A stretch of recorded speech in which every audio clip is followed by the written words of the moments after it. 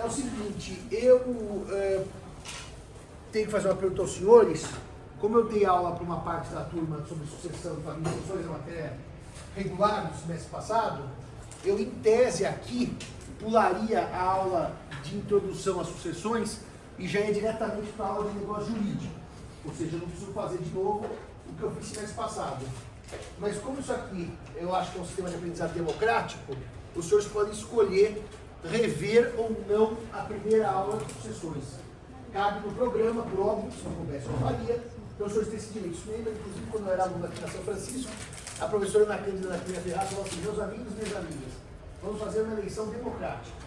Eu gostaria de trocar a aula de quinta para segunda-feira, e, portanto, como a democracia exige, quero ouvi-los. Todo mundo quieto. Ela falou assim: como vejo que todos concordam, nós trocamos a aula. Ninguém se manifestou. Aqui nesse caso é uma democracia genuína. Os senhores querem que eu repita a primeira aula de sucessões, de teoria geral de sucessões, ou querem que eu entre direto no testamento do negócio jurídico? Bom, o direito das sucessões, ele já parte de uma premissa que eu vou tratar da chamada sucessão hereditária. A sucessão cujo fenômeno morte é que dá o início à transmissão dos bens.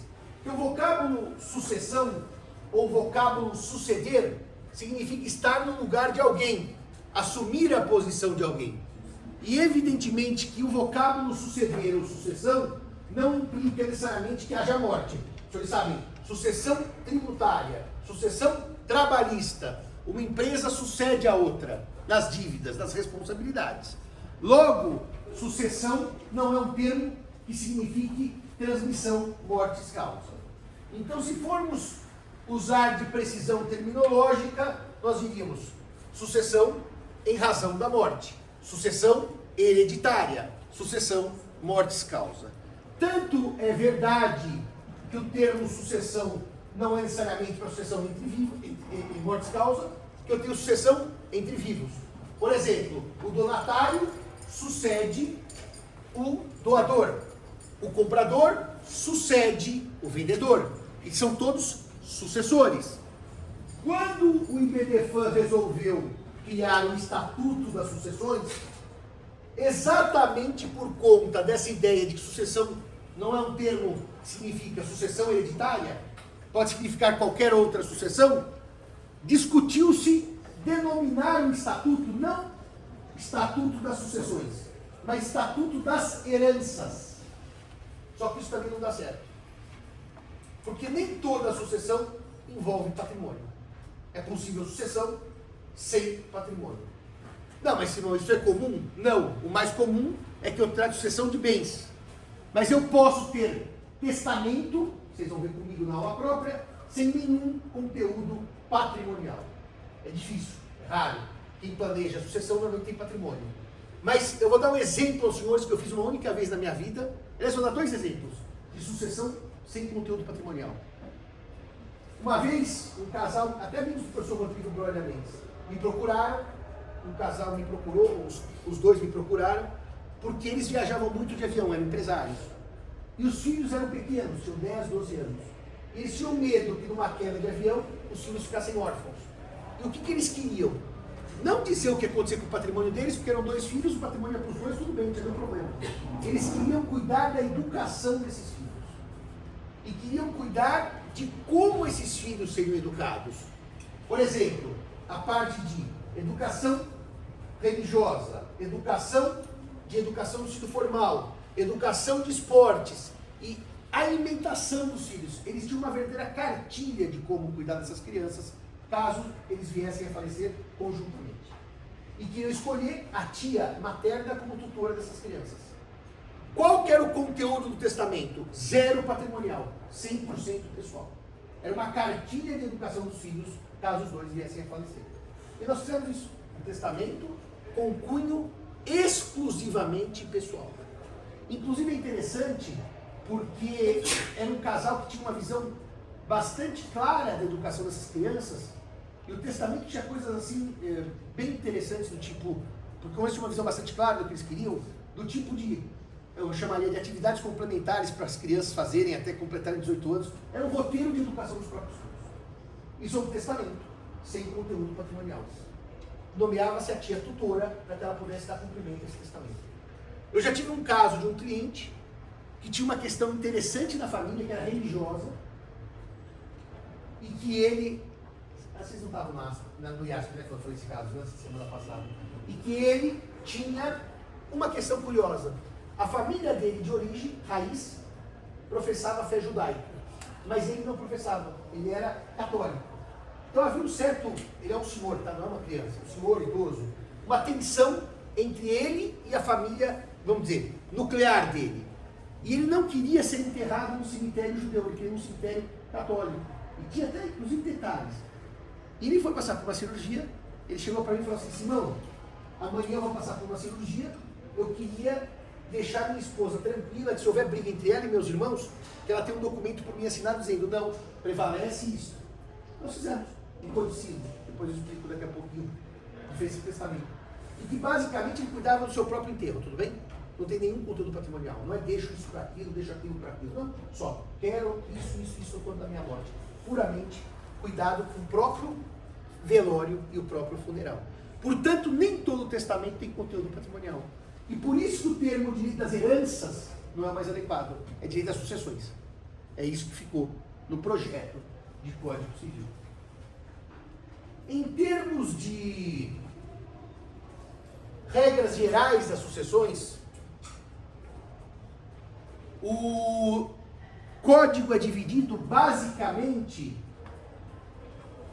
em 3 partes, e as regras gerais indicam isso. A primeira parte trata da sucessão em geral. A segunda parte trata da sucessão legítima. E a terceira parte trata da sucessão testamentária. A quarta e última parte trata do inventário e da partilha, e, portanto, são procedimentos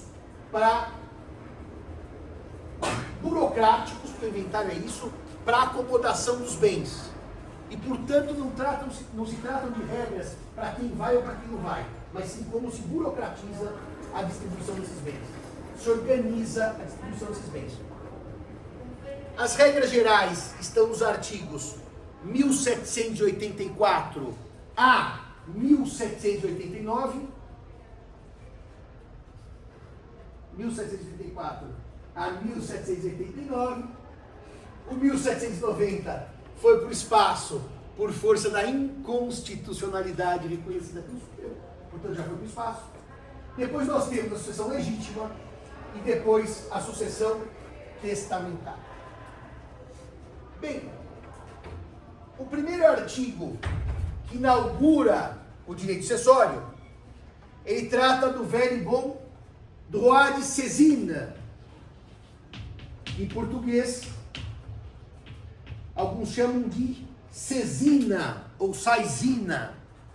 O droit de saisine, ele é tão antigo que ele antecede ao direito francês moderno. Ele estava lá já no tempo germânico. E o direito de saisine, ele é tão útil ao sistema que ele garante que não haja interrupção entre a propriedade do morto e a propriedade dos sucessores do morto. Que não haja quebra de continuidade.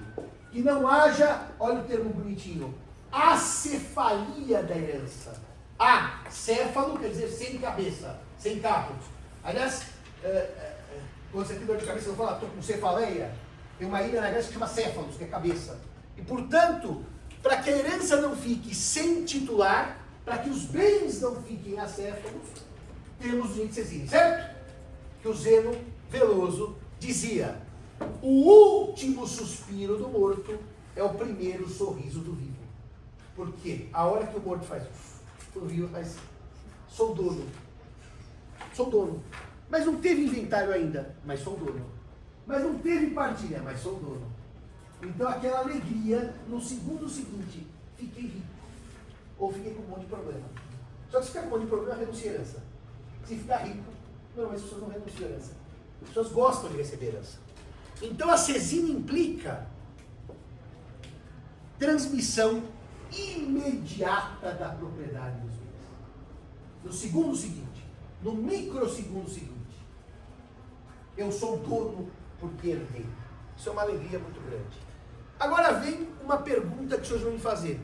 Mas Simão, se tem o droit de saisine pelo artigo 1784 do Código Civil, por que fazer o processo de inventário? Isso é uma resposta mais imediata, porque é bom para os advogados, a gente ganha dinheiro, isso é uma delícia. Então nós queremos manter os inventários para todos nós ganharmos dinheiro, o dinheiro é até fácil. Como chama o tributário? No tributário todo dinheiro é fácil, no civil nem todo. No tributário normalmente é dinheiro líquido, né? Mas o inventário é muito bom. Você começa, termina rápido, cuida do seu pai. Já ganhamos dinheiro. Mas evidentemente que o inventário não tem essa utilidade, os advogados ganham dinheiro. Qual que é a utilidade? Por que a gente inventaria bens? Repito, não é para transmitir a propriedade, foi transmitida pela CESIM. Se não é para transmitir a propriedade, você vai perguntar por que faço o inventário. Tem uma questão óbvia, que eu chamaria de burocrática. Eu tenho um imóvel, no registro de imóveis registrado no nome do meu pai. Ele morreu. Como é que passa para mim? Eu chego no registro de imóveis e falo assim, agora é meu? Não poderia ter essa insegurança jurídica de eu chegar com a atestado de óbito e falar, tira aí da matrícula José Carlos, que era meu pai, e passa para José Fernando. Isso é impossível. Então tem que ter um procedimento burocrático para garantir segurança na transmissão dos bens. O inventário garante isso. Portanto, não é uma coisa só para a gente fazer porque é legal. É para garantir a transmissão efetiva a quem? De direito, certo? Por isso nós temos um instrumento, vamos chamar assim, do Estado, até daqui a pouco eu vou falar para vocês, pode ser até do cartório, mas é do Estado para que haja essa transmissão. Então a primeira coisa é segurança jurídica, para saber para quem vão os bens e para documentalmente realizar a transmissão desse patrimônio. Agora a segunda questão é muito interessante, é um tema que eu discuti bastante com o Zeno. Depois eu vou dar uma terceira razão para fazer inventário. A segunda razão é muito interessante, porque reparem o seguinte, os senhores sabem pela matéria das regras gerais de sucessão que as dívidas do morto são pagas, por óbvio, com os bens do morto e não com os bens do herdeiro, que não trabalha para pagar a dívida do morto.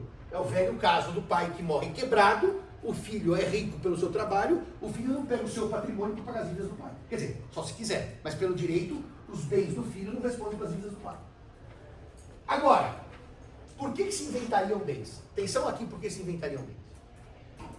Quando há um inventário, e inventariar literalmente é listar, fazer uma lista, tanto que a gente chama aqui na USP, as cadeiras estão inventariadas, são listadas.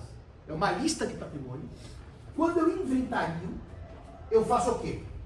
Pego tudo que tem de patrimônio, tiro as dívidas, chego no patrimônio líquido. Pago as dívidas e partilho o que sobrou. Se o morto eventualmente morreu insolvente, eu não partilho nada. Eu entrego tudo para os credores e fica um concurso de credores para ver quem recebe o quê. Portanto, o inventário parte de uma premissa que eu vou listar os bens, o legal, listar as dívidas, o chato, pagar o chato e partilhar o que sobrou. Portanto, o inventário tem este escopo de separar o patrimônio do morto do patrimônio anterior à morte, que era dos herdeiros. Por essa razão óbvia.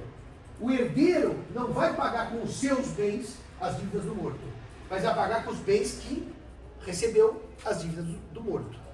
Então, o que significa isso na prática? Na prática é assim, senhores. Vamos pensar no inventário que não há dívidas. É muito simples. Inventariam-se os bens, quer dizer, listam-se os bens, partilham-se os bens de acordo com a ordem de vocação hereditária. Vamos pensar no inventário que tenha dívidas. Inventariam-se os bens, inventariam-se as dívidas e fala-se para o juiz, precisamos pagar tanto de dívidas antes da partilha. Normalmente, quando um morto tem imóvel, o juiz autoriza a venda de um imóvel para cobrir as dívidas. Se tem 10 imóveis, a gente pede, o juiz vende um aqui para a gente poder pagar as dívidas do morto. Vende-se aquele imóvel, pagam-se as dívidas, paga-se o TCMD, o tributo, as despesas do inventário e partilha o resto. Isso é um inventário normal. Agora tem uma terceira hipótese, em que o morto estava insolvente e que os filhos optam por dar calote aos credores. Então como é que vai funcionar esse terceiro inventário? Papai devia. Vamos pagar? Não, os credores que se virem. Então você faz o inventário assim. Não há dívidas a pagar. Existem. Mentira. Não há. Aliás, Eles põem assim na lei, não há dívidas passivas, eles acham que existe dívida ativa. Dívida ativa é aquele nome da prefeitura, deu que você está devendo para a prefeitura, a dívida é sempre passiva. Daí não há dívidas a pagar. E eles pegam os herdeiros e partilham o patrimônio. Só esqueceram, como dizia o Garrincha Porfeola, de combinar com os russos, porque os russos são os credores e não estão sabendo que partilharam os bens do falecido sem pagá-los. Daí nós temos um problema. Qual é o problema? As dívidas não foram pagas. E os bens foram inventariados e partilhados, certo? O credor um dia vai em cima do patrimônio. De quem? Do herdeiro, claro, porque não tem mais patrimônio do morto. E quem que é e quem vai responder? O herdeiro. Mas com quais bens ele vai responder pelas dívidas do morto? Não com os anteriores herança, com os recebidos. Vocês entenderam por que o inventário vai fazer essa divisão? O credor do morto vai cobrar do filho do morto em cima dos bens que ele recebeu, e não dos bens anteriores. Exemplo muito simples. Se o filho anteriormente era proprietário de uma empresa de um patrimônio de R$1 bilhão, mas herdou do morto uma casinha de 100 mil, que vai responder a casinha de 100 mil, não R$1 bilhão anterior. Está bem claro isso para os senhores? E o inventário mostra isso. O que eu já tinha, está imune aos credores do morto, e o que eu não tinha e herdei, está vamos dizer, à disposição, porque veio do morto. Basicamente, o inventário ajuda nisso, a separar o que era meu antes e o que veio de herança. Mas não tem nenhuma penalidade por essa tentativa de fraude? Nenhuma, zero.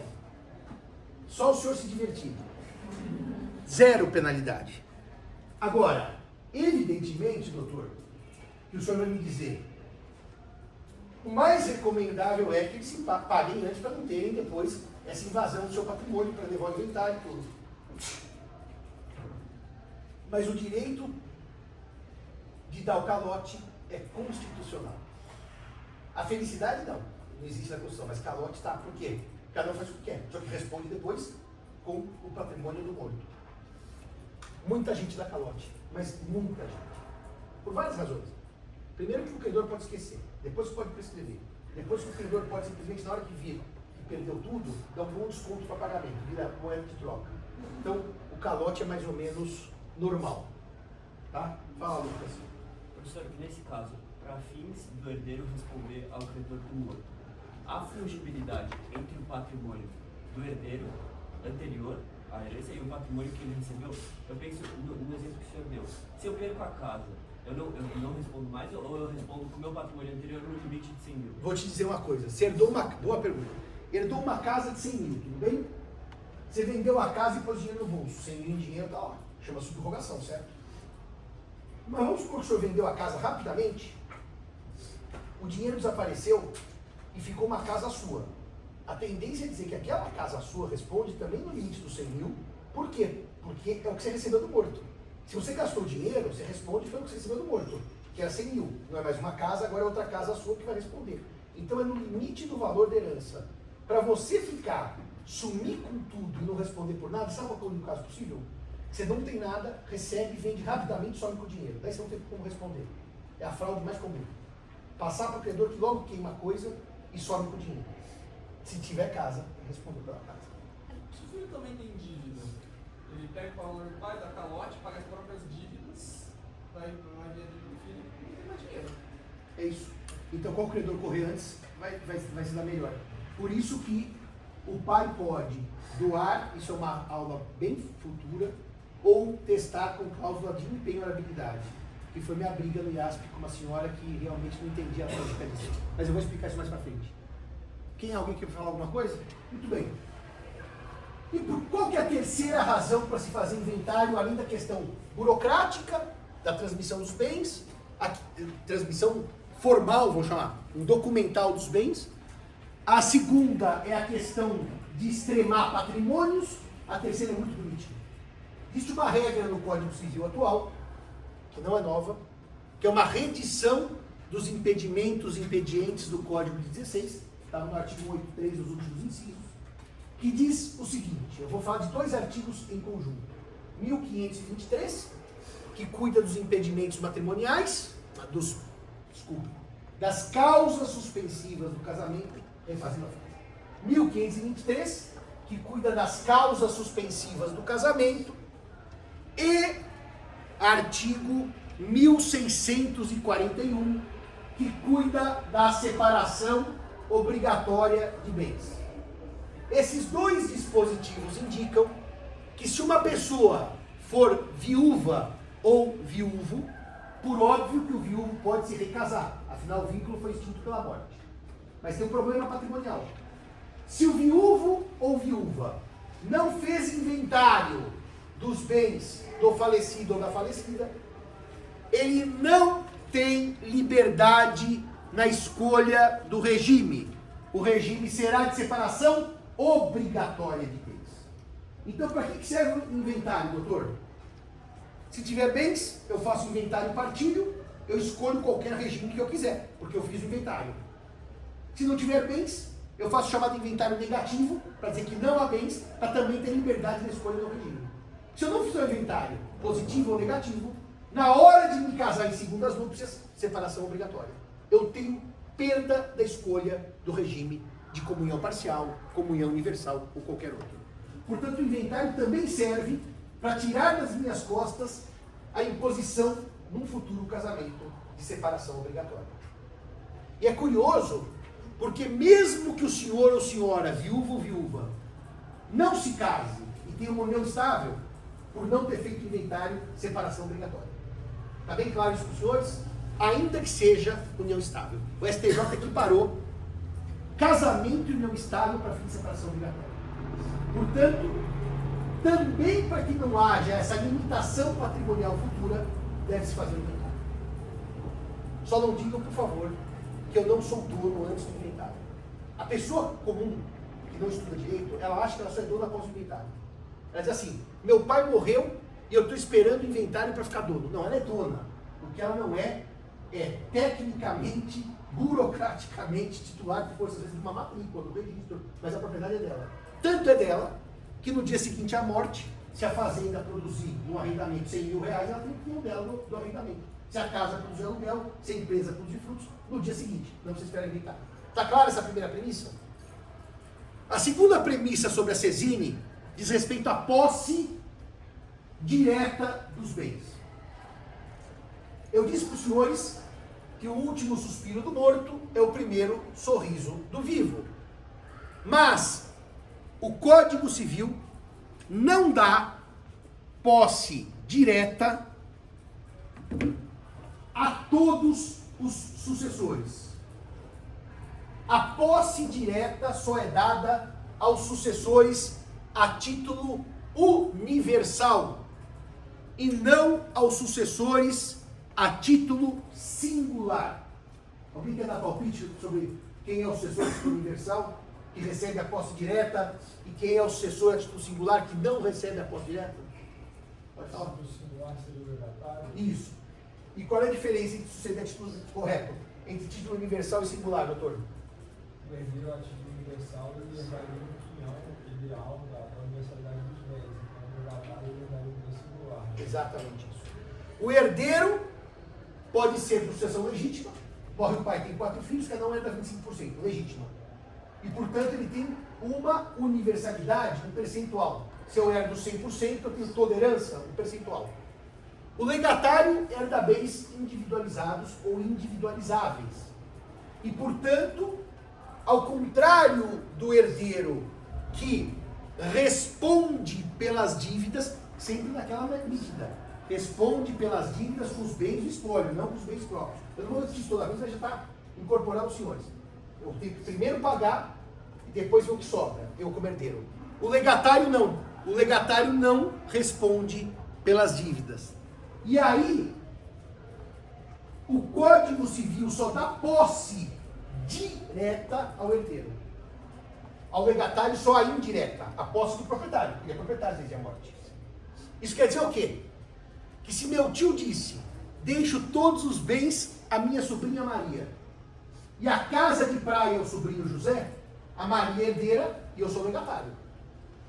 E eu não tenho a posse direta. Eu não posso chegar na casa de praia, trocar a fechadura e entrar. Afinal, ele me deixou. Eu preciso pedir ao herdeiro a posse direta. E por que o código não dá ao legatário, o chamado sucessor a título singular, a posse direta, somente a indireta? Porque, na verdade, ele admite como ideia que pode ser que o morto tenha falecido insolvente e que todos os bens do morto vão ser entregues aos credores. Então o legatário não pode ir entrando na posse e depois, agora e o credor? Não, agora eu estou lá, a casa é minha, eu não devolvo. O carro é meu, eu já não devolvo. A vaca é minha, eu já vendi. Exatamente uma preocupação com a insolvência do morto que não dá ao legatário a posse direta. E tem uma segunda preocupação. Como o legatário recebe o bem por ato de última vontade, há também uma dúvida se o testamento vai ou não ser impugnado, tentativas e anulações, etc. E, portanto, o legatário não tem a posse direta, só indireta. Mas ele já é proprietário, certo? Desde a morte. E como é que ele toma a posse? Ele não pode bater na porta lá e entrar na casa. Ele pede ao herdeiro que dê a posse. Normalmente o herdeiro que está na posse é o inventariante. Salvo se o bem estiver na posse do herdeiro exclusivo. Mas ele faz uma petição. Inventariante, me dê a posse. Eu conto sempre essa história que é muito emblemática da minha advocacia, que o direito de família e sucessores por muito tempo, agora não, tá? Depois da moda do planejamento sucessório, virou uma cereja do bolo. Mas nos anos 90, só fazia direito de família e sucessores quem não sabia fazer mais nada. Quem não sabia fazer nada jogava em família e sucessores. Era o patinho feio do direito civil. Porque o patinho nobre, que virou o cisne, sempre foi o contrato. Quem sabe direito sempre faz contrato, quem não sabe faz família e sucessores. Hoje mudou muito isso. Mudou muito. Aliás, tem que dar até mérito para quem capitaneou essa mudança. Foi uma professora dessa escola que, uma grande familiarista, que é a professora Priscila Maria Pereira Correia da Fonseca. Uma grande familiarista, ela que mudou essa leitura. Mas, eu estava no escritório de um tributarista, que eu estava batendo um papo sobre uma questão minha tributária, e o pai dele, civilista, da velha guarda, me chamou para um bate-papo num café. Aliás, a gente consulta em todos os casos, vai, bate-papo no café ou por taxista. Vem você de terno e gravata, sempre tem uma pergunta para você. Doutor Simão, posso te fazer uma pergunta? Faz 5 anos no concurso, portanto já faz quase 20 anos aqui nessa frente. Pode. Olha que situação. O tio do meu cliente é um homem muito rico, com muitos imóveis. E ele fez o seguinte, ele deixou todos os imóveis para um sobrinho, à exceção de um prédio na Paulista, composto de 20 andares, que era inteirinho dele, que ele pegou 2 lajes na Paulista, lajes, e deixou 2 lajes para outros sobrinhos, ou seja, um sobrinho foi com um bolo e os outros sobrinhos dividiram um prédio, lajes na Paulista. Muito bem. Um sobrinho herdeiro e os outros legatários das lajes na Paulista. E aí o que acontece? Diz ele para mim. Você veja, o herdeiro está na posse dos bens, verdade, a posse direta do herdeiro. E ele está administrando esse prédio. Tudo bem, até aí sim, mas os frutos deveriam ser pagos aos legatários, porque afinal, desde a morte, cada andar já pertence a um legatário. Era uma coisa assim, brutal, tipo 200 mil reais por mês de aluguel. E olha o que acontece, eu não consigo administrar os bens. Eu falei, mas o senhor pediu para entrar na posse do legado? Não, ele não pediu. Ele não pediu. O herdeiro administrava o legado, o herdeiro recebia os aluguéis, e nessa altura já havia passado 5 anos, 200 mil por mês de prejuízo, que o cliente dele não via R$1, porque não pediu a posse, deixou o outro administrar. Falou, então já podia ter entrado na posse? Claro, era só juntar uma petição no inventário. E agora, o que eu faço para cobrar os aluguéis que esse inquilino pagou? Ué, tem que pedir de quem? Do herdeiro, que está com o dinheiro amigo, enriquecimento sem causa, certo? Problema, prescrição. Qual é a prescrição no Brasil para enriquecimento sem causa? 3 anos. Ele entubou no cliente uns 6 milhões de reais de prejuízo assim dessa brincadeira de não ter pedido a posse. E já prescreveu. Ele só tinha os 3 últimos anos. Ou seja, se você não pede a posse, normalmente o herdeiro não é simpático de entregar a posse. Aliás, se você não pede a posse, o herdeiro normalmente não é simpático e fala assim, o legatário está aqui o dinheiro do aluguel. É difícil acontecer. Por isso que a gente vai pedir a posse. Senão o legatário vai ficar sem a posse direta. Muito bem, dito isso para os senhores, vamos para o segundo artigo do Código de Matéria Sucessória, que é o 1785. Esse artigo vai cuidar do lugar da sucessão que se dá no último domicílio do morto. E essa questão desta questão surgem outras questões interessantes. Desta questão surgem outras interessantes. Primeiro, o último domicílio do morto não se confunde com a última residência do morto, certo? Qual que é a diferença de domicílio e residência? O ânimo definitivo, o ânimo de permanência. Se o senhorzinho, a senhorinha, que moram em Manaus, vieram se tratar em São Paulo e acabaram falecendo por aqui, nós que estamos tratando em São Paulo, que São Paulo é o último domicílio dele, certo? Continua sendo Manaus. Se alguém está com o ânimo definitivo de ficar na sua cidade, mas por uma questão de uma doença, como o Alzheimer, vai acabar transferindo para outra, permanece o domicílio a última cidade em que residiu com ânimo definitivo. Qual é a relevância sobre o lugar do último domicílio do morto? Aliás, eu nem pus na outra sala, né? O morto é o de cujos... Bom, também isso é matéria da outra coisa, não é dessa? De cujos successione agitur, de quem a sucessão se trata. Por isso que de cujos está sempre invariável, né? Porque é de quem. O quem não varia para o feminino, nem para o masculino, nem para o plural, nem para o singular. O último domicílio de cujos serve para atrair o juízo do inventário. Atrair o juízo do inventário. É no último domicílio do morto que deve ocorrer o procedimento de inventário judicial. Fato é que a partir de 2007, com a edição da famosa Lei 11.441/07, que foi incorporada totalmente pelo CPC de 2015, está dentro do CPC. Portanto, não precisa saber a lei especificamente. A Lei 11.441/07, ela abriu brecha para o chamado inventário extrajudicial, ou inventário por escritura pública. Desde que não haja menores ou incapazes, e desde que não haja testamento, atenção a essas três características, desde que não haja menores ou incapazes, desde que não haja testamento, eu posso sair do judiciário e optar por uma escritura pública de inventário no cartório. Por óbvio, que eu estou imaginando que não há litígio. Se houver briga, tem que ser do judiciário. Estou falando quando há consenso, quando há acordo. E o inventário extrajudicial tem 1 bilhão de vantagens sobre o judicial. E as pessoas que trabalham na área, e a gente já pode dizer isso porque 2007 a 2025 são 18 anos da lei, que está incorporada pelo CPC, ninguém faz inventário judicial quando há consenso, porque é muita burrice. O inventário extra é rápido, o inventário extra é efetivo, o inventário extra, o cartório nos ajuda a produzir certidões negativas dos herdeiros, é uma coisa muito eficiente e muito rápida, sabe?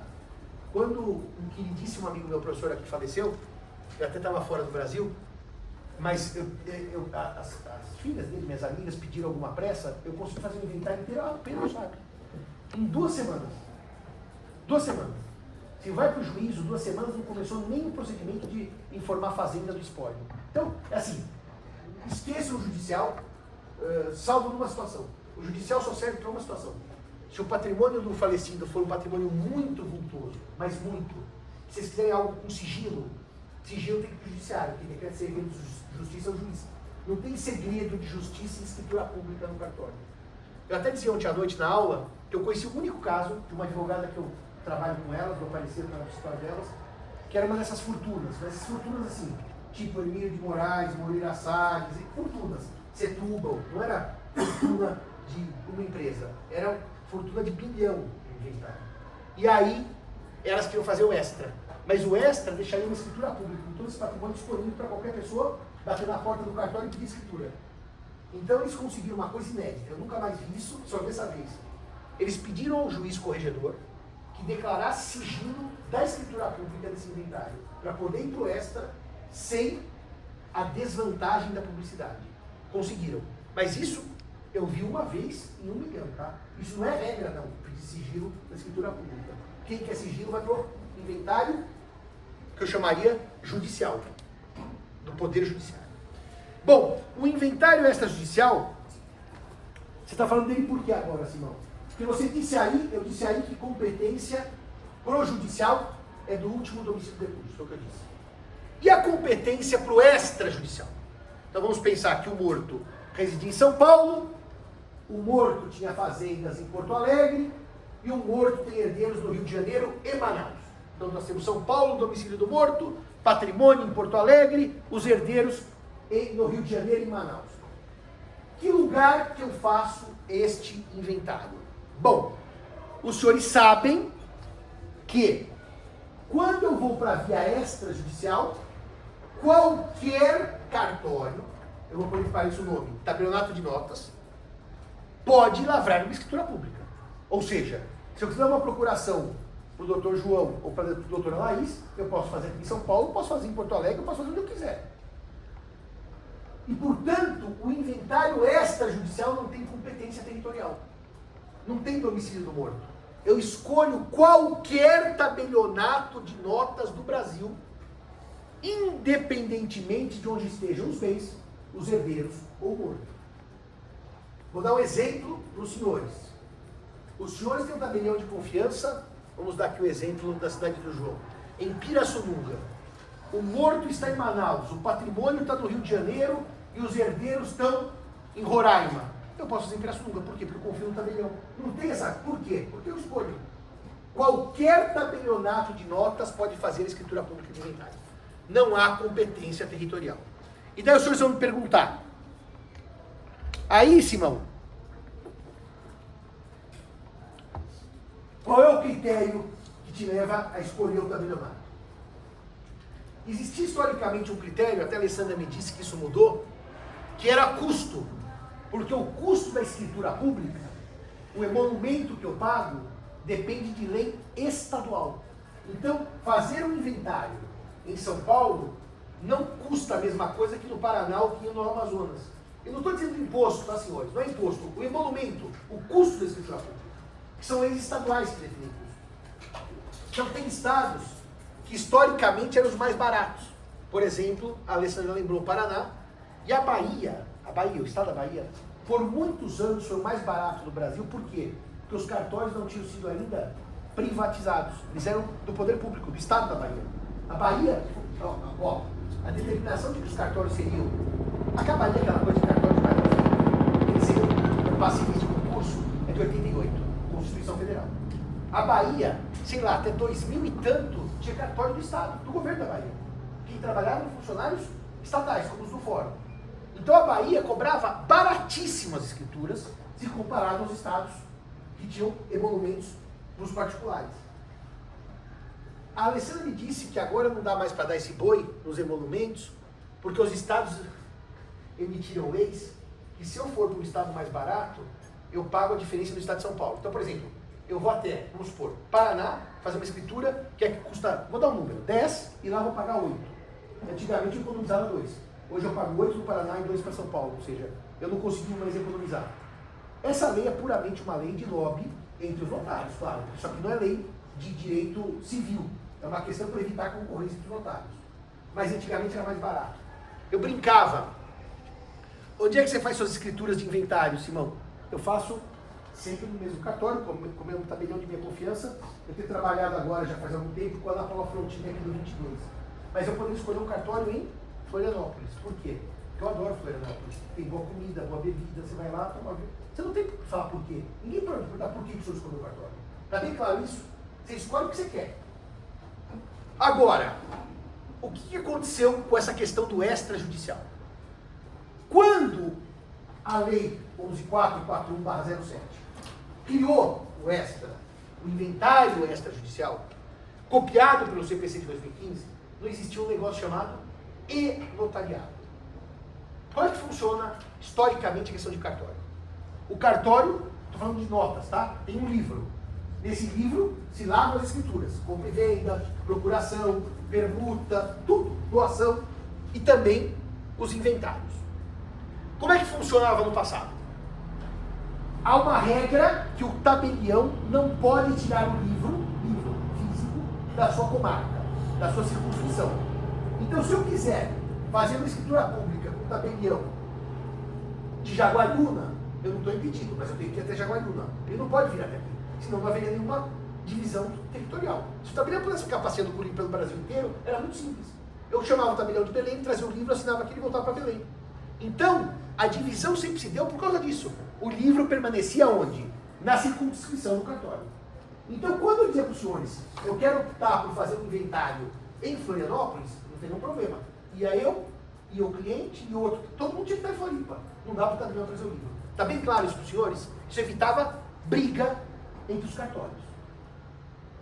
Só que daí, como diria Drummond, no meio do caminho tinha uma pedra no meio do caminho, veio um negocinho chamado Covid. E com esse negocinho chamado Covid-19, veio um problema. A necessidade de isolamento social. E com a necessidade de isolamento social, veio um outro problema. Como é que eu vou ao cartório assinar se não é recomendável para a saúde pública que eu saia de casa? Só para dizer para os senhores, os cartórios nunca pararam na Covid. Nunca. Aliás, a ordem foi expressa. Cartório, eu estou falando aqui, especificando notas, é serviço essencial. Nunca eles fecharam, nenhum dia. Mas quem ia até o cartório? Ninguém, só tinha medo. Só que as pessoas precisavam comprar, vender, administrar as coisas. E aí surgiu, então, anotem o número desse provimento, que depois foi incorporado ao Código de Normas, o chamado provimento 100 do CNJ.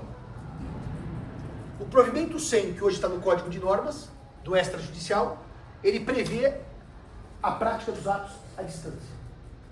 A distância quer dizer, sem estar no cartório, por via eletrônica, a partir de uma ferramenta que chama e-notariado.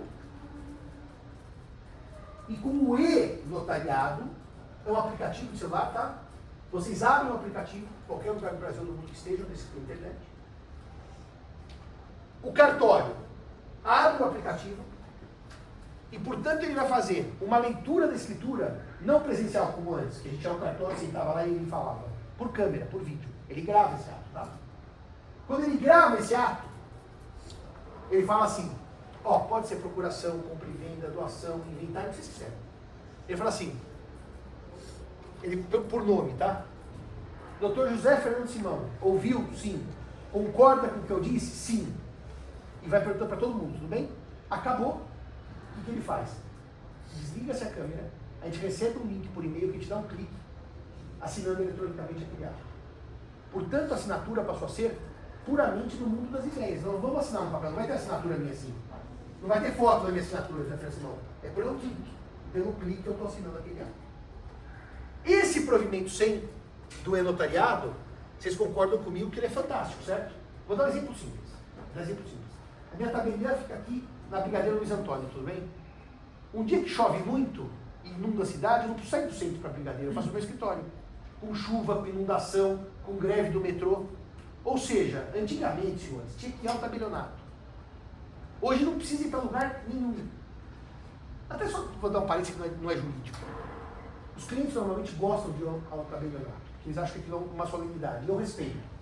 Mas quem é empresário, que não tem tempo a perder, não vai sair da sua empresa para ir até o tabelionato para dar um clique. Dá um clique pela câmera. Entre uma reunião e outra, 15 minutos. O cliente mais idoso, eles gostam. Aliás, a gente tem feito o quê? Quase 0% de cartório, né? Só foi a Ed naquele caso. Os mais velhos a gente leva. Normalmente a gente vai lá e faz um notariado. Agora, qual é o problema do notariado para isso que eu estou dizendo agora? Eu disse assim para os senhores. Os senhores podem escolher qualquer cartório, tabelião de notas do Brasil, para fazer escritura pública de inventário. Eu disse para os senhores que o tabelião não pode tirar o livro e ir para outra circunscrição, porque quebra a lógica do notas. Só que agora que é notariado, ele não precisa tirar livro, né? Ele fica no seu tabelionato, a gente pode escolher. Olha que coisa incrível. Antigamente, se eu quisesse fazer tabelião de Floripa, como ele não podia vir com o livro para São Paulo, precisávamos eu e todos os clientes irmos a Floripa. Hoje, pelo e-notariado, não vai abrir uma telinha. Então, um cliente está no Rio de Janeiro, um cliente está em São Paulo, o outro está viajando na Tailândia, todos eles podem assinar pelo e-notariado sem ir para Floripa. Olha o que aconteceu nesse momento. Olha a briga entre os tabeliães. Como é que se define competência territorial antes? Não pode tirar o livro.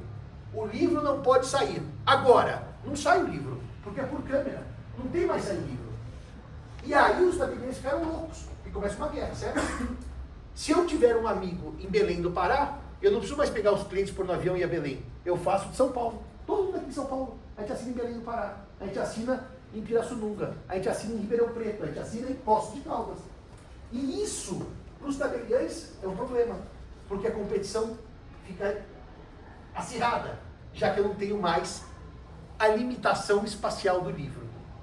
Daí, novamente, para acalmar os tabeliães, a Alessandra me disse ontem que tem uma regra, que está onde? Está no Código de Normas do CNJ? No Código de Normas do CNJ, que diz que o tabelião competente, veja, criou-se uma competência tabelionária, que não existia no sistema, para praticar o ato, é aquele do local do imóvel ou do local do adquirente do imóvel. Portanto, eles criaram uma competência fora do CPC, isso não é processo, é extrajudicial, fora do Código Civil, para evitar briga entre os tabelionatos. É uma competência puramente econômica, não tem razão jurídica, para evitar que o tabelionato capte cliente em outros estados. Eu não sei se eles respeitam isso ou não, mas eu acho que eles respeitam. Ô Anfi, aquele negócio de Cajamar, não é que a Frontini não podia fazer porque o imóvel era em Cajamar? Ela não podia fazer, até eu explicar que tinha muitos donatários que era pobre. É verdade. É verdade, é verdade. Nós tínhamos uma renúncia à propriedade de um certo imóvel aqui em Cajamar, cidade vizinha de São Paulo, renúncia, tinha que fazer por escritura pública. Só que o renunciante morava em São Paulo e o imóvel em Cajamar, aí pode fazer, porque o titular do direito que está sendo renunciado morava em São Paulo. Tem São Paulo como conexão. Mas vamos dizer que o imóvel fosse em Cajamar e o titular morasse no Rio de Janeiro. Ou era em Cajamar, ou era no Rio de Janeiro. São Paulo não poderia fazer escritura, mesmo pelo notariado. Ou objeto uma das partes. Ou objeto uma das partes. Está claro isso, senhores?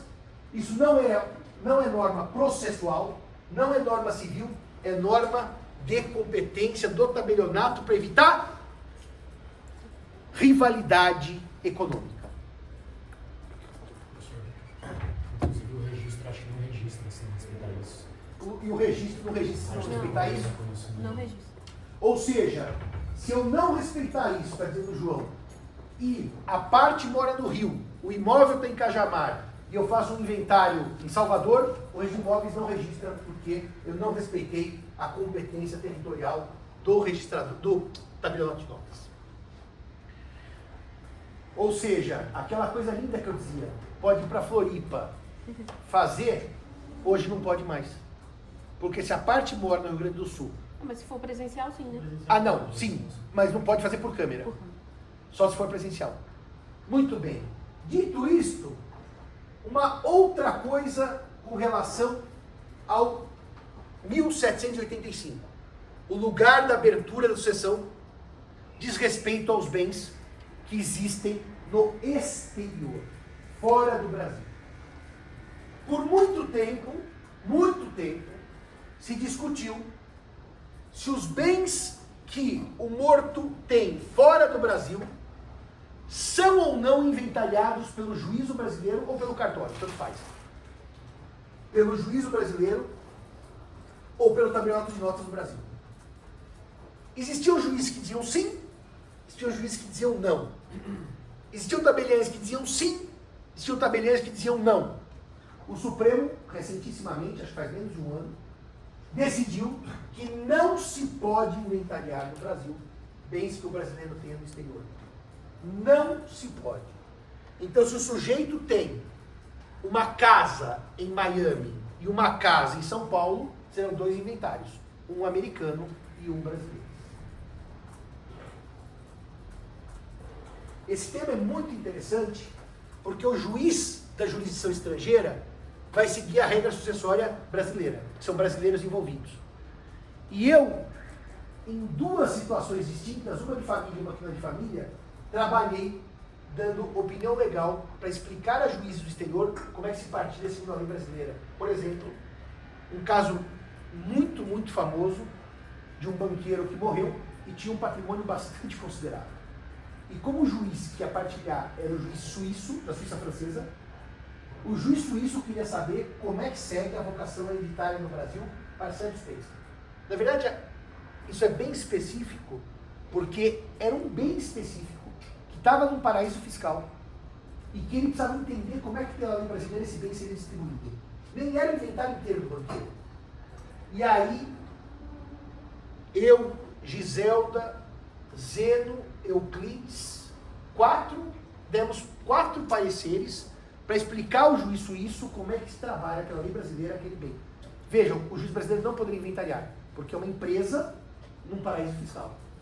Sede no paraíso fiscal. Então quem inventaria é o juiz no caso da Suíça, ele aceitou a competência para todo o patrimônio do banqueiro, mesmo porque o banqueiro morava na Suíça. Agora reparem, quando o bem não está no Brasil, ele não pode ser inventariado pelo juiz brasileiro nem pela escritura pública brasileira. Só que isso gera um problema, que eu citei na outra classe, muito curioso, porque o rapaz que estava lá sentado, um aluno com os senhores, falou: oi professor, é aquele caso, tal, é aquele caso, tal. Ele conhecia o caso concreto. Por quê? Se eu estou falando que o bem não vai ser inventariado pelo juiz brasileiro, vai ser pelo juiz americano, pelo juiz suíço, pelo juiz português, por onde os senhores quiserem, isso gera um problema. Qual é o problema? O fato do juiz não inventariar esse bem não quer dizer que ele entre no cômputo da legítima. Claro, não é porque está na Suíça e quem inventaria é o juiz suíço que eu não vou seguir a legítima brasileira. Não, senhor, senão isso é muito fácil. Eu transfiro todos os meus bens para um país que não tem legítima, por exemplo. Como o juiz brasileiro não inventaria nada, eu deixo tudo para um sobrinho para fraudar meus filhos. Não é assim, porque a lei aplicável é a brasileira, mesmo para os bens do exterior. Só que eu comentei na outra classe, foi muito incrível isso, porque o rapaz falou: eu trabalho no banco, eu acompanhei esse caso de perto, sabia que era advogado que me consultou, eu não dei parecer nesse caso. Que era exatamente uma discussão do STJ, foi um dos últimos casos que o ministro Belize julgou antes de se remover para o direito público, foi um dos últimos, que era exatamente a questão de legítima para bens localizados no exterior. Exatamente se eu poderia, com os bens no exterior, afastar a regra da legítima, afastar a igualdade dos deveres necessários. Essa decisão foi super polêmica, não forma jurisprudência porque ela é única, e no meu sentir, não decidiu bem, afastando a igualdade dos deveres necessários, porque os bens estavam no exterior. Uma coisa, senhores, é dizer, o juiz brasileiro inventaria o bem de Miami. Outra coisa é dizer sobre o bem de Miami não é legítimo. Entenderam que são coisas bem diferentes? Uma coisa é dizer, o cartório da Brigadeiro Luiz Antônio não pode pôr no inventário a casa que está nas Bahamas. Tudo bem. Outra coisa é dizer, sobre as casas das Bahamas, o dono faz o que ele quiser, porque não há legítima. Não há regime de bens, não há nada. Como se fosse um bem, sabe aquele que está no éter? Agora, essa decisão é ultra polêmica. Aliás, essa decisão, pelo que eu me lembro, gerou consulta de todos os meus amigos pareceristas. E ninguém deu parecer no final, não sei porquê. Mas foi um caso bem complicado, está decidido e publicado no Belize. Envolvia banco, envolvia uma pequenina fortuna. Dito isto, os senhores podem me perguntar qual é o próximo passo? É falar do artigo que vai separar a sucessão em legítima e testamentária, que é o artigo 1786. Esse artigo vai dizer: a sucessão dar-se-á por ato de última vontade, portanto, se chamará sucessão testamentária, que se dá por ato de última vontade, ou decorrerá da ordem de vocação hereditária que está na lei. Algumas questões sobre nomenclatura e base sistêmica. Primeira questão.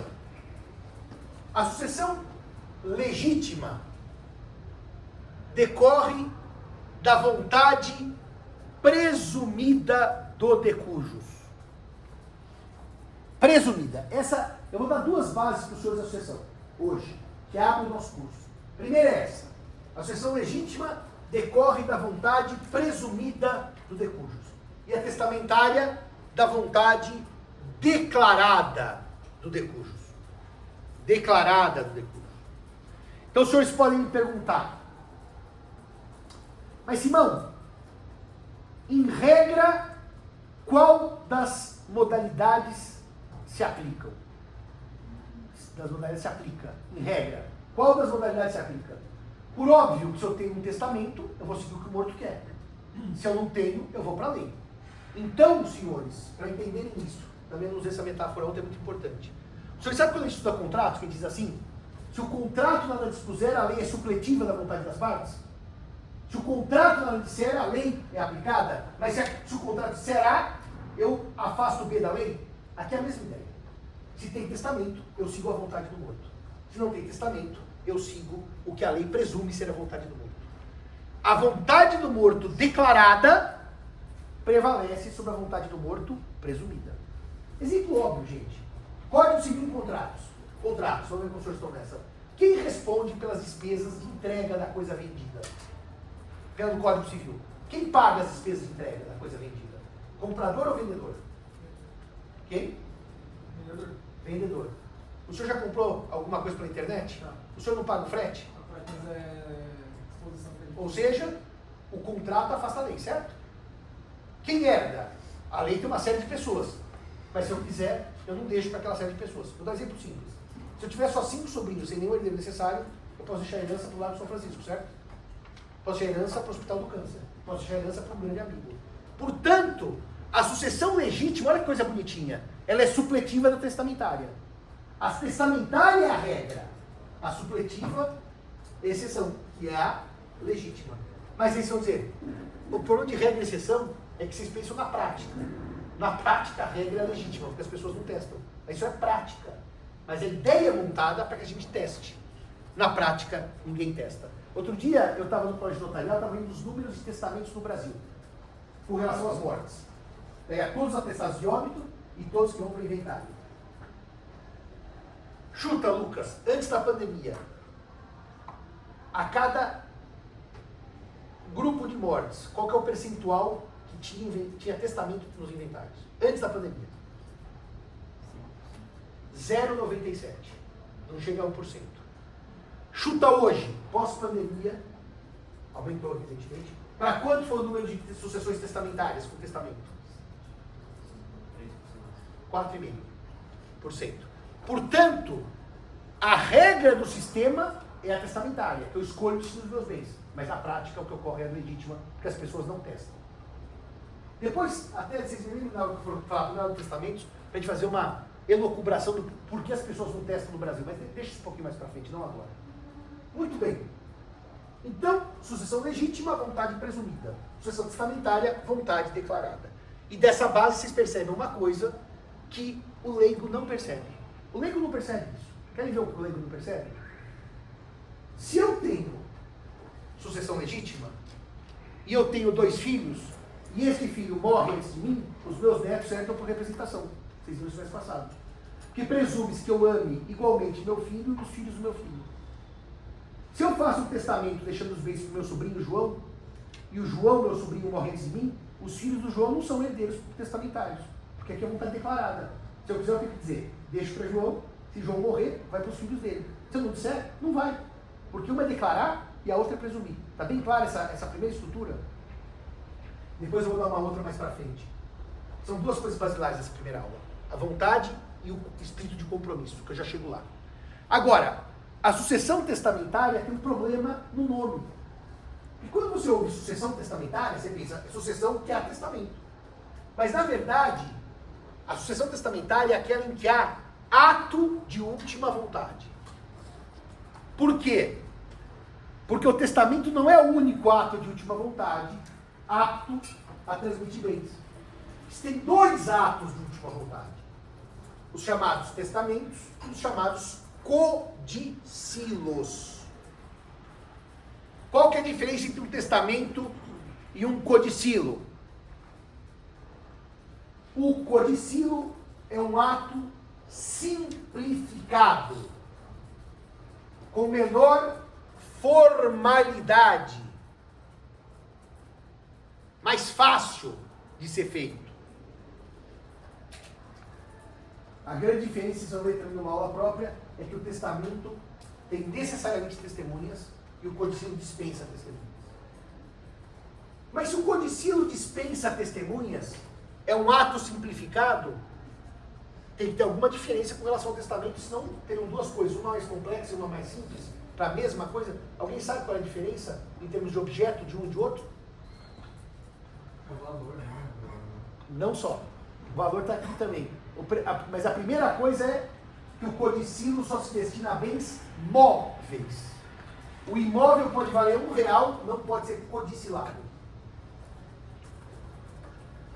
E a segunda é que o senhor tem razão, que dentro dos bens móveis, a lei fala bens de pequeno valor.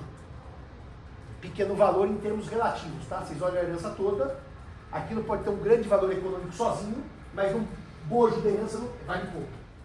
Assim como pode ter um pequeno valor sozinho, só que é toda herança. Por exemplo, a única herança que eu deixo é um 4, pode ser 100% de herança, então não tem pequeno valor.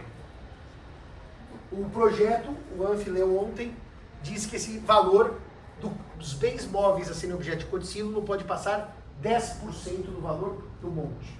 Isso é projeto. Atualmente fala-se pequeno valor. No projeto fala-se 10% do valor do monte. Mas uma faixa do vídeo diz que 10% é um número, tá? O Washington diz, eu acho que 10%. Ah, é? Então, 10% do valor do monte. Agora, dito isto, nós vamos para o artigo 1788, que vai dizer, basicamente, quando a sucessão é legítima, segue a lei, segue a vocação hereditária, e quando a sucessão é testamentária. Esse dispositivo é um dispositivo muito interessante, que carregou no Código de 16 um equívoco e uma opção terminológica. Um equívoco e uma opção terminológica. Está com o artigo aí, Anfi? Quem está com o artigo aí? 1788. O senhor lê, João. Morrendo a pessoa sem testamento, transmite a herança aos herdeiros legítimos. O mesmo ocorrerá quanto aos bens que não foram compreendidos no testamento. E subsiste a sucessão legítima se o testamento caducar ou for julgado nulo. Sucessão será legítima quando não existir testamento. Olha que coisa mais linda. Plano da existência, certo? O testamento for julgado nulo. Plano da validade. Se não existe, legítima. Se existe, é nulo, legítima. Se existe, é válido, mas é ineficaz, também legítima. Portanto, o artigo 1788 indica claramente que o testamento é negócio jurídico. Que quando ele não existe, ou quando ele é inválido, ou quando ele é ineficaz, eu vou seguir a sucessão legítima. Se ele existe, é válido e é eficaz, eu vou seguir a sucessão testamentária. E, portanto, esse artigo 1788, ele tem duas questões para eu trabalhar com os senhores. Primeiro, ele diz quando o testamento for julgado nulo. Mas vocês concordam comigo que a invalidade é um gênero de duas espécies, certo? Nulo e anulável. Nulidade absoluta e anulabilidade. O código esquece de mencionar que o testamento pode ser julgado anulável e de mesma maneira totalmente inválido. Vou dar um exemplo simples. Por coação. O código trata como anulável, mas invalida todo o testamento. Então aqui, o artigo 1788 disse menos do que deveria.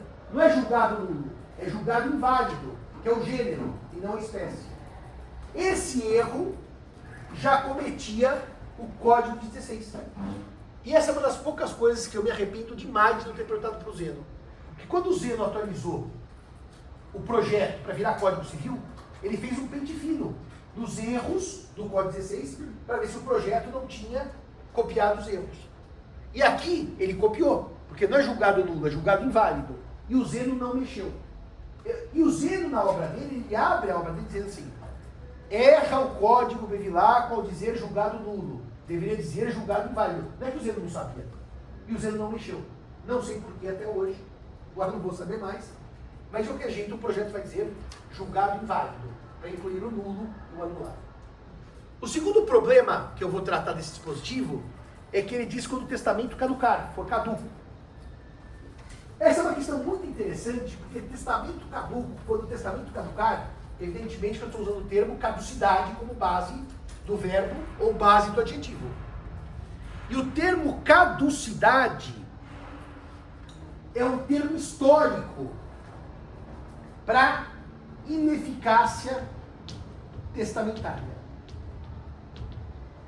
E, portanto, pelo menos desde as ordenações filipinas, porque as manuelinas eu não estudei, nem as afonsinas, quando o testamento caduca, na linguagem de Porto de Miranda, ele é ineficaz. O termo caducar, caducidade, caducou, ele é histórico no sistema brasileiro.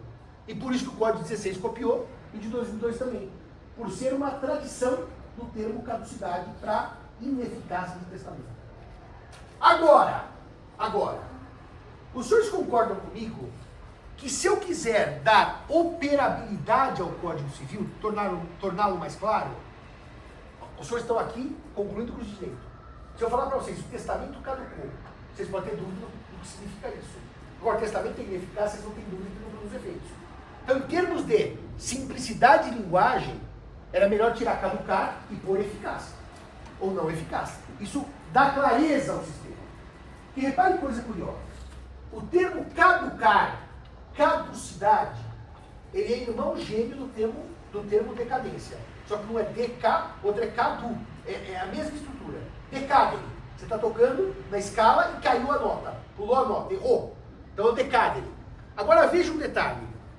O código tinha um problema, porque decadência é o instituto da teoria geral, da parte geral, que diz extinção de um direito potestativo pelo não exercício. É decadência, lá na frente. O autor decaiu do direito porque não propôs no prazo. Certo? Decaiu do direito. Quando o código foi para o Congresso, de 2002, o Congresso teve que tomar uma decisão. Como é que ele ia chamar? Caducidade testamentária e como é que ele ia chamar a decadência da parte geral. Porque se chamasse os dois de caducidade, ia dar uma grande confusão. Ia ter caducidade em todo o código com sentidos inversos. E o Congresso fez uma opção clara, tá? Todos os dispositivos do código em que existia caducidade como sinônimo de decadência, trocou-se para decadência. Então, onde tinha caduca, virou decai. Onde tinha caducidade, virou decadência. A única caducidade mantida foi a testamentária, que é a ineficácia. E, portanto, o Código de 2002 tem uma linguagem limpa. Decadência e caducidade. Decadência e extinção de direitos potestativos pelo não exercício. Caducidade e ineficácia do testamento. Tudo bem até aqui? O Código tem um diálogo claro. Ele não está confuso. Ele não usou institutos de maneira intercambiáveis. Mas, por exemplo, se os senhores e senhoras lerem o CDC, no seu artigo 26, que trata da extinção de direitos potestativos, no caso dos vícios, o 26, ele vai usar intercambiavelmente caducidade como sinônimo de decadência e decadência. Então, ora ele usa o verbo caduco, ora ele usa o verbo decai, o que não é a melhor técnica. Porque ou chama tudo de caducidade, ou chama tudo de decadência. Ficar trocando os verbos é para a doutrina olhar com espanto. Por que é melhor o CTC não chamar nada de caducidade? Porque caducidade tem essa carinha de ineficácia testamentária. Está bem claro isso para os senhores? O que nós fizemos na reforma? Mantivemos o termo decadência como está no Código atual, extinção de direitos potestativos, e onde existia o termo caducidade, trocamos por eficácia, para deixar uma linguagem que eu chamaria de mais óbvia, de mais objetiva. No fundo, tiramos caducidade da sucessão testamentária e mantivemos decadência na parte geral. Ou seja, o termo caduca, caducou, caducidade, somem do projeto. Eu, como sou velho e adoro história, eu fico triste, porque afinal agora não vamos ter mais que explicar caducidade e ineficácia. Mas em termos de ganho de clareza do sistema, tirar a caducidade foi um ganho no projeto de clareza do sistema. Senhor, uma dúvida sobre a parte final do 158, ele fala que subsiste a sucessão legítima, né, quando o testamento for julgado nulo. Sim. Mas, sendo o testamento um negócio jurídico, eu não poderia aplicar aquela regra da conversão, da conservação do negócio pelo 170? Na aula que vem, quando eu for dar aula sobre negócio jurídico, o senhor faz essa pergunta que eu vou explicar exatamente isso. O melhor exemplo de conversão é do testamento. Eu vou dar esse exemplo na aula que vem. Quando eu explicar a existência, vai dar eficácia do negócio jurídico. Está perfeito sua observação. Portanto, senhores, eu já vou a palavra, como é que ficou, Anfi, a redação do dispositivo pelo projeto? No momento da pessoa sem testamento, transmite-se a herança aos herdeiros legítimos, o mesmo ocorrerá quanto aos bens que não foram compreendidos no testamento, e subsiste a sucessão legítima se o testamento for inválido ou ineficaz. Inválido ou ineficaz, viram? Porque quando a gente dá aula de caducidade, eu vou dar para vocês, mais para frente, eu falo, a caducidade pode ser subjetiva ou objetiva. Por exemplo, caducidade subjetiva. Deixo meus bens ao meu sobrinho João, certo? Quando eu morro, João morreu antes, caducou o testamento, caducidade subjetiva. Ou, deixo a casa de praia para sobrinha Maria. Antes de eu morrer, eu vendi a casa de praia, já não tem mais casa de praia, agora é dinheiro. Caducidade objetiva. Mas no fundo, pode dizer ineficácia subjetiva e ineficácia objetiva. Tá claro isso para os senhores? Só fazer um parênteses com a parte que eu mexi de obrigações. Eu achei muito bom trocar caducidade, tirando meu amor pela história, por ineficácia. Por quê? Porque na teoria geral das obrigações, eu vou mostrar para os senhores agora, existem dispositivos também que não dialogam com a categoria clara da validade ou da eficácia. Usam-se termos de válido ou não válido, vale ou não vale, é válido ou não é válido, quando o código, na verdade, deveria dizer produz ou não efeitos. Também nas obrigações, nós copiamos alguns artigos do Código Bevilacqua com esse amor ao válido, que é um válido que eu brinco que não é jurídico, é popular, e nós não ajustamos a linguagem. Eu vou dar 3 exemplos que estão nos artigos 308, 309 e 310. Só para mostrar para vocês como tirar caducidade por eficácia, eu vou fazer agora uma leitura global do código, é melhor. Como eu, na parte da teoria das obrigações, optei por tirar vale ou não vale. Vocês querem ver uma coisa que é muito curiosa? Eu vou dar 2 exemplos. Vocês sabem muito bem disso, quando a gente estudou Axipiens, da teoria das obrigações, que eu devo pagar a quem é credor. Se eu pago a quem não é credor, eu pago mal, eu pago 2 vezes. Se eu tenho que pagar para Maria e depois na conta da Antônia, a Maria vai dizer, o problema é seu, eu não recebi, paga de novo. O código diz que não vale o pagamento feito a quem não é credor. Mas não vale. O pagamento é nulo, é anulável? Claro que não.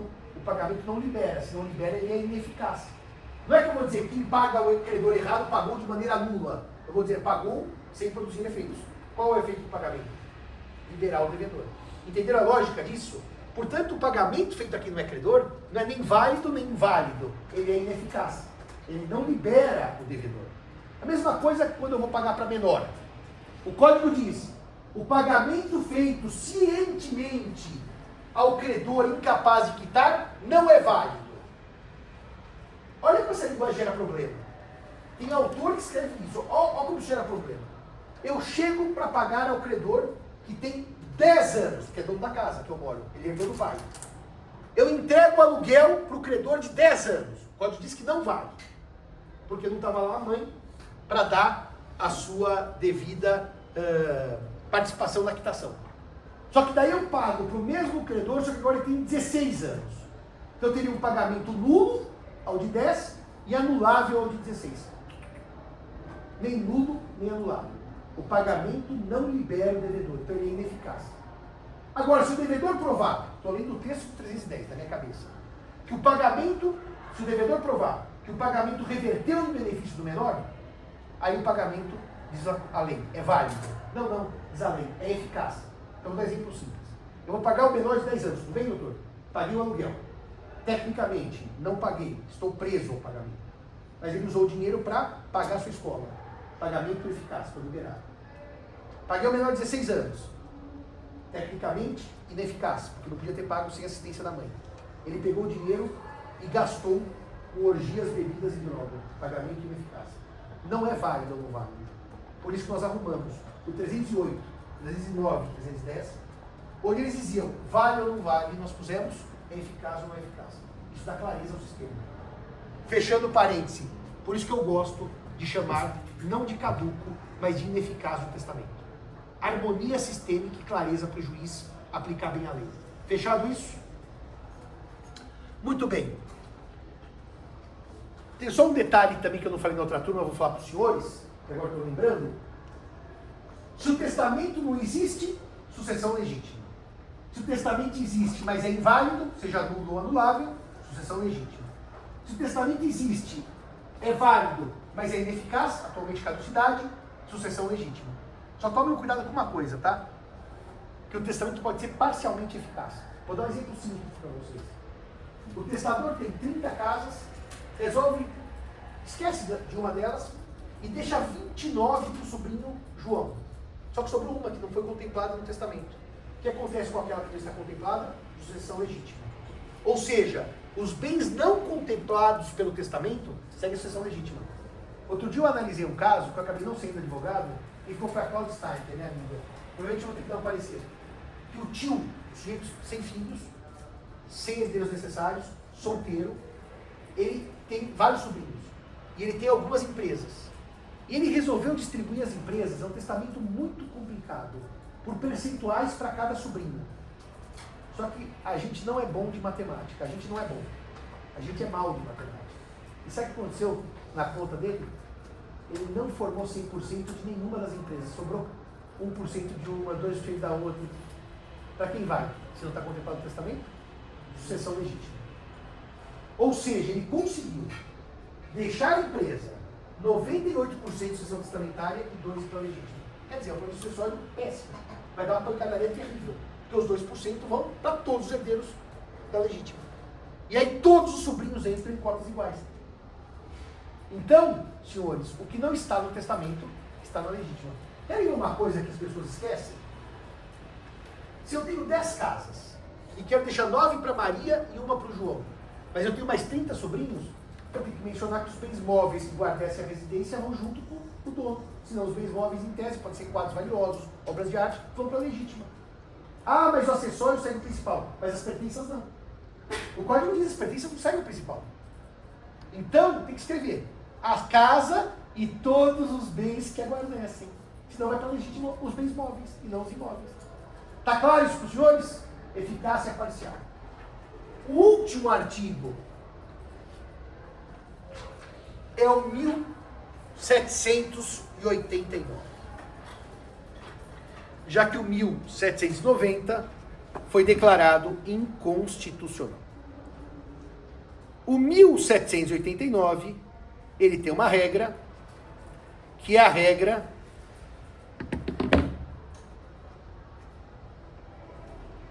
que gera a maior restrição à liberdade de testar do sistema,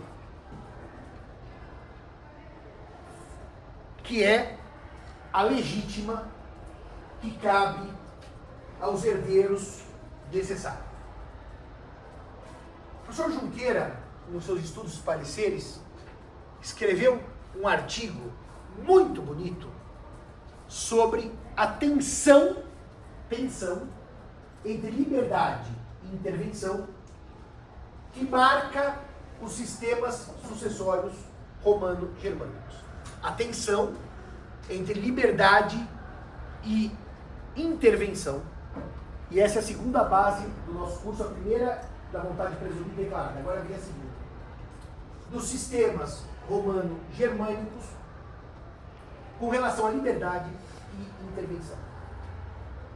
Ele narra que o sistema romano era um sistema basicamente baseado na liberdade, com grande autonomia ao testador, ao titular do patrimônio. Pouquíssima limitação.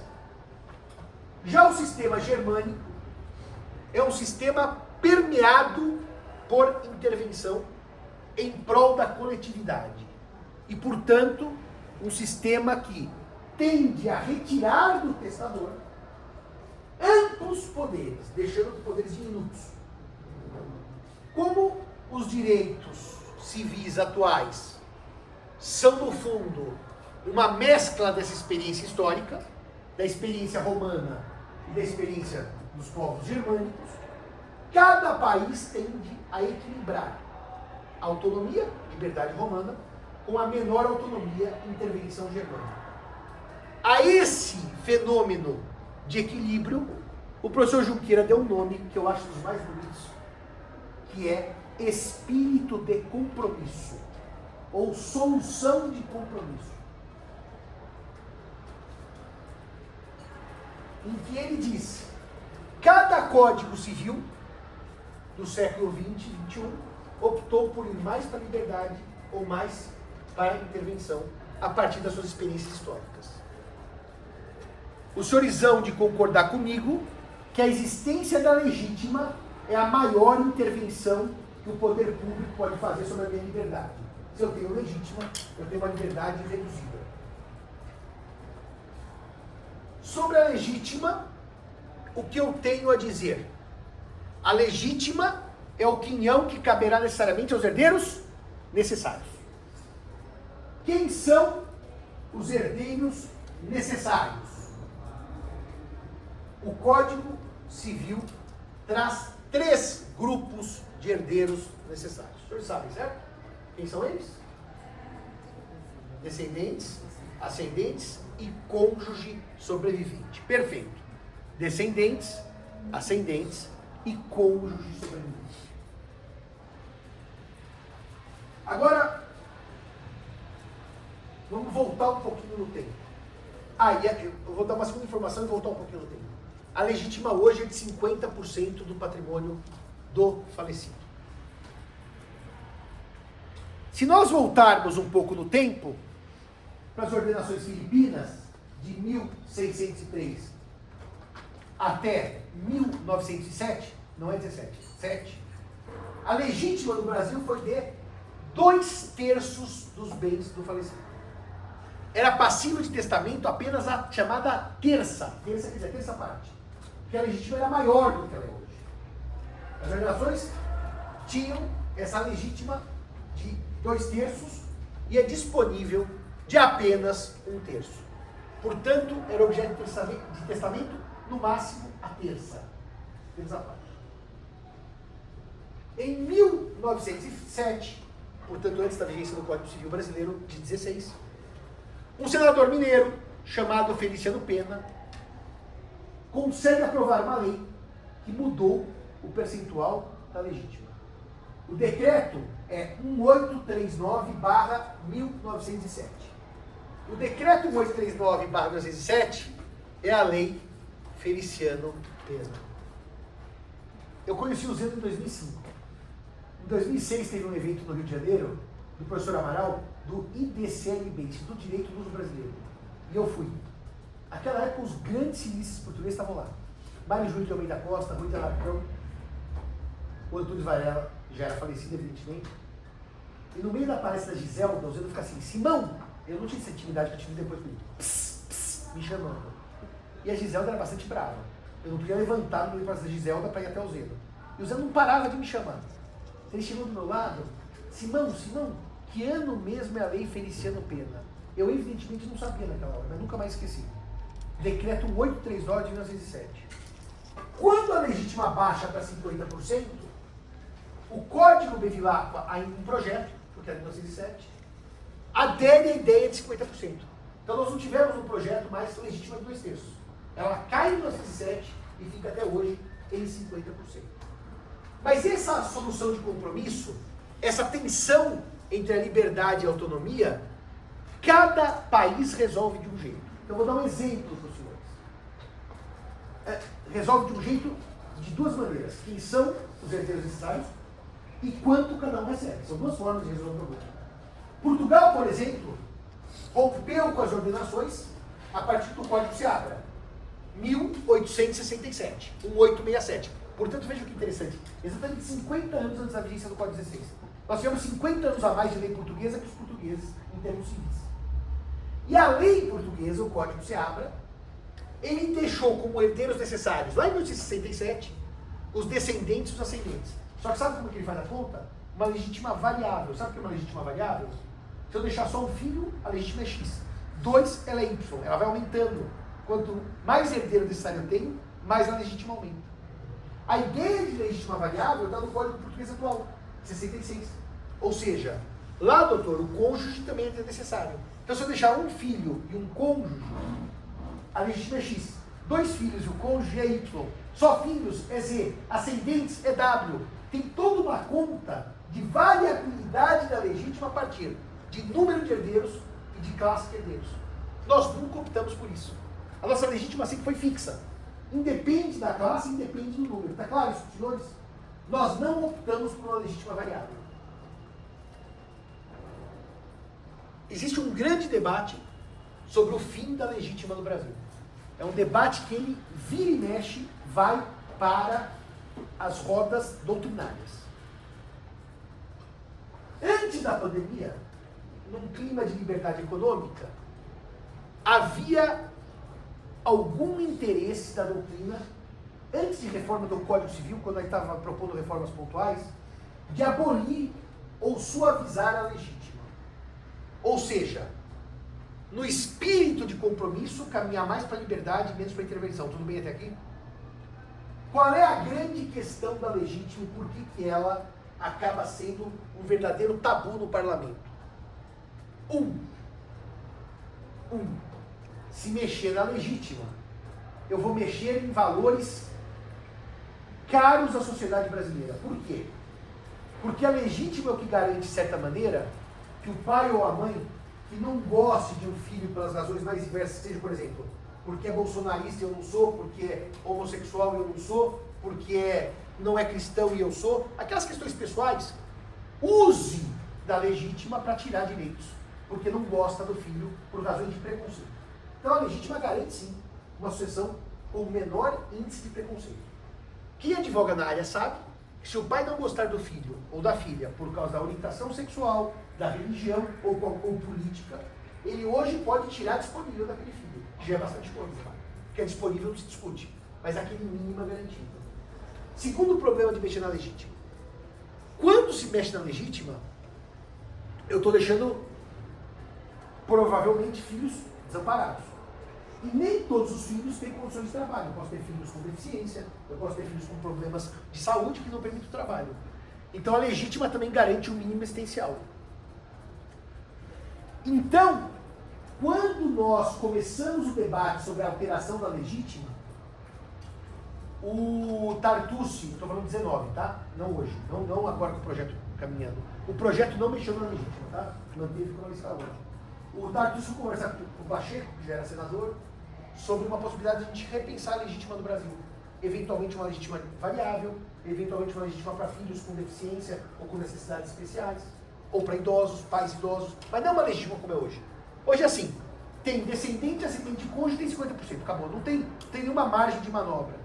Mas naquela época, já em 2019, o senador Rodrigo Pacheco disse assim, nós não vamos mexer na legítima, porque isso vai gerar uma guerra civil entre os mais religiosos que querem mexer na legítima para tirar de filhos A, B e C que não gostam deles, e os mais de proteção de direitos humanos que não querem mexer. A legítima não cabe debate no parlamento. Tanto que na reforma, ninguém propôs mexer na legítima. Ninguém. Ninguém propôs escalonar a legítima, nem mexer. Mas uma coisa nós fizemos. Nós tiramos o cônjuge da qualidade de herdeiro necessário. E por que nós tiramos o cônjuge da qualidade de herdeiro necessário? Porque esse é um clamor muito grande das pessoas que se casam por separação total de bens e que não querem relação sucessória com os cônjuges e seus filhos. Estou imaginando segundas núpcias, terceiras núpcias, em que a madrasta ou o padrasto vai dividir bens com o filho do falecido. Esse é um ponto que eu já contei para os senhores na aula passada, que Bevilacqua tinha no projeto a concorrência com os ascendentes, e que não foi para o projeto, para o Código 16, porque os deputados já em 1900 e 1902 discutiram a respeito das tensões familiares que isso gera a concorrência. E aí, a retirada do cônjuge da qualidade de herdeiro necessário implica o fim de um outro debate, se o companheiro é ou não é herdeiro necessário. Porque hoje, como está no Código, nós não temos um companheiro no rol dos herdeiros necessários. Temos descendentes, ascendentes e cônjuge. Se vocês lerem a doutrina, 80% da doutrina vai dizer sim, o companheiro é herdeiro necessário. 20% vai dizer não, o companheiro não é herdeiro necessário. E o Supremo, naquela famosa repercussão geral 809, de 2017, que declarou inconstitucional o artigo 1790, repercussão geral 809, que em 2017 considerou inconstitucional o artigo 1790, o Supremo não chegou a mencionar se o companheiro era ou não herdeiro necessário. O que o Supremo fez? Ele disse que o 1790 era inconstitucional e que, portanto, a sucessão do companheiro seguia a regra do cônjuge, que o artigo sobe no sistema, tudo bem? Quando segue a sucessão do cônjuge, vai ter um problema. Porque a sucessão do cônjuge está trabalhada no 829 e seguintes. Só que o herdeiro necessário está no 845. Viram a topologia? Está em outro locus do código. E aí, tanto o IBDFAN quanto a DEFAS entraram com embargos de declaração. Supremo, diga se o companheiro é ou não é herdeiro necessário. Porque já não matou o 1790? Já não equiparou sucessoriamente cônjuge e companheiro? Termina o assunto, para acabar a briga. O que o Supremo faz? Não vão dizer se é herdeiro necessário o companheiro. Por quê? Porque não debatemos o tema, isso é tema para outra ação. Quer dizer, outra ação, nós já passamos de 2002, quando o código estava na vacácio, até 2017, discutindo a constitucionalidade do 1790. Agora estamos de 2002 a 2025, discutindo se o cônjuge e companheiro é necessário. Por que o Supremo não disse logo é ou não é e acabava com essa briga?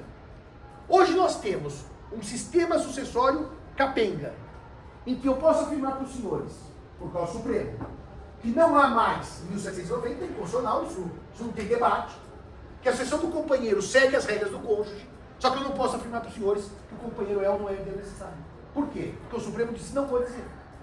Está escrito. Em várias declarações da DEFAS e do IBDFAN. O Supremo diz assim, não vou dizer, nós não debatemos o tema. Não era melhor, nas várias declarações, chamarem o tema e debater, e dar uma decisão e acabava isso no Brasil? Resultado prático disso. Quando os senhores e senhoras vão fazer planejamento sucessório, uma das coisas que tem que saber se o companheiro é ou não é necessário, para ver se ele tem ou não direito à legítima. Para calcular essa legítima do companheiro. Daí, tem que fazer a velhíssima técnica Zeno Veloso no testamento. Que ele fazia quando o STJ não sabia quem concorria e se concorria no regime A ou no regime B. Zeno fazia assim no testamento. Se prevalecer no STJ, olha que país sério nosso, o entendimento da ministra Nancy Andrighi, em que o cônjuge não concorre, eu quero deixar tanto para minha mulher. Se prevalecer o entendimento do ministro Noronha, que o cônjuge concorre, eu quero deixar tanto para minha mulher. Você precisava escrever no testamento qual seria a interpretação do STJ sobre a concorrência. E agora, para o companheiro, é a mesma coisa. Se prevalecer a tese de que o companheiro não é herdeiro necessário, deixa tais bens. Se prevalecer a tese que ele é, deixa tais bens. Eu preciso escrever meu planejamento ao gosto da orientação futura do Supremo. Vocês concordam comigo? Se a orientação for A, pode ser que no meu testamento tenha que dizer B. Se for B, pode ser que tenha que dizer C. Depende do que o Supremo disser. Então hoje, nós não temos ainda uma orientação do Supremo sobre a qualidade de herdeiro necessário do companheiro ou da companheira. Do cônjuge, posto na lei. Não tem debate. Do companheiro, nós vivemos essa insegurança jurídica. Por isso que o código projetado resolveu tirar o companheiro, o cônjuge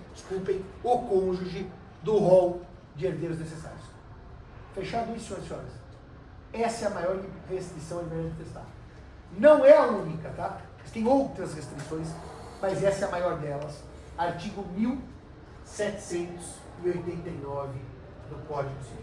Semana que vem, eu vou falar de existência, validade e eficácia dos negócios jurídicos para situar o testamento como negócio jurídico. Até semana que vem, se Deus quiser.